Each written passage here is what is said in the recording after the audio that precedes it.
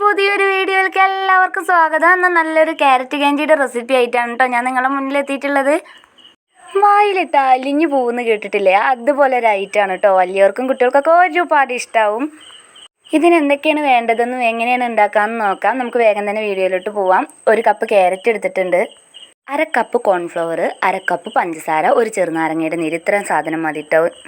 Carrot ഒട്ടും വെള്ളം ചേർക്കാതെ നന്നായിട്ടൊന്ന് അരച്ചെടുക്കുക. അതിന് ശേഷമാണ് കേട്ടോ വെള്ളം ചേർത്ത് കൊടുക്കേണ്ടത്, എന്നാലും നന്നായിട്ട് അരഞ്ഞു കിട്ടുള്ളൂ.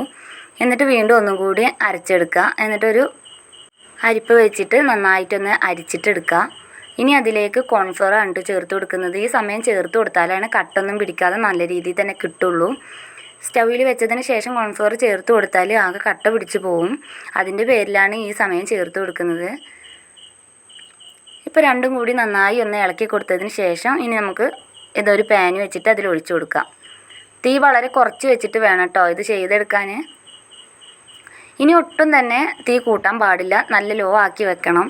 ഇതിപ്പോൾ ഒരു വൈറ്റ് കളറായിട്ട് തോന്നുന്നത് കോൺഫ്ലവർ ചേർത്തുകൊണ്ടാണ്. ഇത് ഇനി കുക്കായി വരുന്നതിനനുസരിച്ചിട്ട് ക്യാരറ്റിൻ്റെ ആ ഒരു കളറിലേക്ക് മാറും കേട്ടോ. അതിൽ ഫുഡ് കളർ ഒന്നും ചേർക്കേണ്ട ആവശ്യമില്ല കേട്ടോ.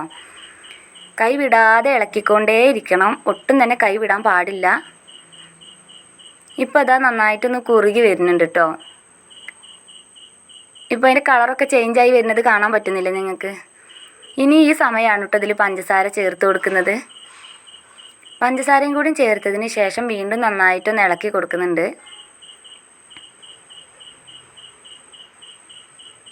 കളറൊക്കെ നന്നായിട്ട് ചേഞ്ചായി വരുന്നുണ്ട് കേട്ടോ.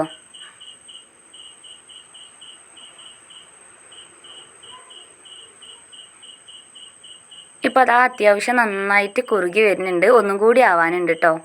അത്യാവശ്യം നന്നായിട്ട് കുറുകി കിട്ടിയാലാണ് വിചാരിച്ച ആ ഒരു ടെക്സ്ചറിൽ നമുക്ക് കിട്ടുള്ളൂ.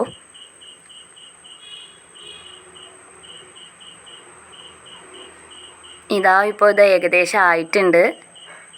ഇത് ഇത്രയും തന്നെ മതിയാവും. ഇനി ഇതിൽ നാരങ്ങയുടെ നീര് ചേർത്ത് കൊടുക്കണം കേട്ടോ.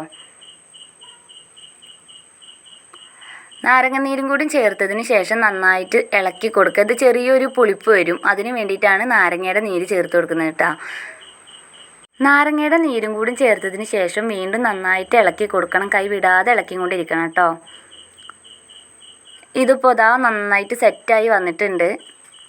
ഇനി ഇത് ഏത് പാത്രത്തിലാണോ നമ്മൾ സെറ്റ് ചെയ്യാൻ ഉദ്ദേശിക്കുന്നത് ആ പാത്രത്തിൽ നെയ്യോ ബട്ടറോ എന്തെങ്കിലും ഒന്ന് ഗ്രീസ് ചെയ്തിട്ട് വെക്കണം കേട്ടോ. ഇത് ചൂടോടെ തന്നെ അതിൽ ഒഴിച്ചു കൊടുക്കണം, ഒട്ടും തന്നെ ചൂടാറാൻ പാടില്ല.